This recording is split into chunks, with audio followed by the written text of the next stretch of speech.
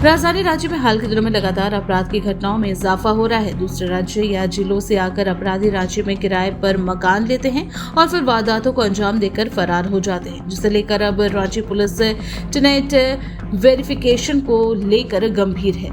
रांची में हाल के दिनों में अपराध की घटनाओं में इजाफा हुआ है, जिसे लेकर एक बार फिर रांची पुलिस अपने पुराने हथियार को फाइलों से निकालकर धरातल पर उतारने की कवायद में जुट गई है। इसे लेकर बाकायदा माइकिंग कर लोगों को टेनेंट वेरिफिकेशन को लेकर जागरूक किया जा रहा है। मामले की जानकारी देते हुए रांची के ग्रामीण एसपी सुमित अग्रवाल ने बताया कि राजधानी रांची में कई घटनाओं में देखा गया है कि रांची में अपराध की घटना में शामिल अपराध रांची से बाहर के रहे जो किराए पर मकान लेते हैं और फिर रांची में ही वारदात को अंजाम देकर वो फरार हो जाते हैं, लेकिन मकान मालिक को इसकी भनक तक नहीं पड़ती और न ही उनके पास कोई स्पष्ट जानकारी होती है किराएदार से संबंधित, जिसे लेकर पुलिस अब इस मामले को लेकर गंभीर नजर आ रही है। वेरिफिकेशन एक इम्पॉर्टेंट एस्पेक्ट है, क्योंकि उससे हम लोग अपराध को कंट्रोल में करने का एक उपाय है।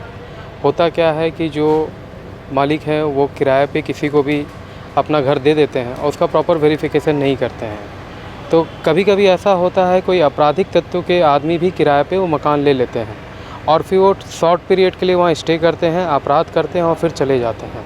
इसमें क्या है कि इस तरह के अपराधों को कंट्रोल करने के लिए अगर मकान मालिक आप टेनेंट वेरिफिकेशन कराते हैं तो पुलिस के पास उसका वेरिफिकेशन होता है, तो उसका क्रिमिनल एंटीसीडेंट चेक किया जाता है। तो क्रिमिनल एंटीसीडेंट चेक करने में अगर कोई आपराधिक तत्व पाया जाता है तो हम उसको नो ऑब्जेक्शन सर्टिफिकेट नहीं देंगे।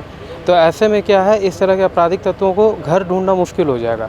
तो जो अपराधी बाहर से आ रहे हैं और सोचते हैं कि किसी पर्टिकुलर ज़िला में जाकर रह लें और वहाँ अपराध कर लें, तो उसमें उनको दिक्कत आएगी। तो इस तरह के अपराधों को कंट्रोल किया जा सकता है। जैसा कि प्रायतर आप छिनतई के केसेस में देखेंगे, बाइक चोरी के केसेस में देखेंगे, इवन मर्डर के केसेस में देखेंगे कि आपको पता चलेगा अपराधी बाहर के कोई गिरोह हैं, यहाँ 10-15 दिनों से पर्टिकुलर जगह पे रह रहे थे, फिर उन्होंने घटना किया और घटना करने के बाद फिर यहाँ से वो चले गए। तो ये जो 10-15 दिन का स्टे है, बेसिकली वो क्राइम के मोटिव से स्टे किया जाता है।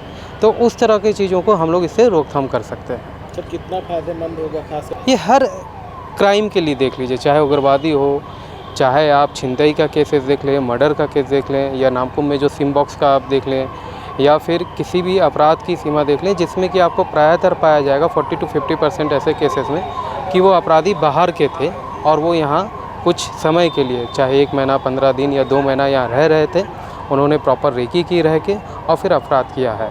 तो इस तरह की चीज़ों को कंट्रोल में लाया जा सकता है।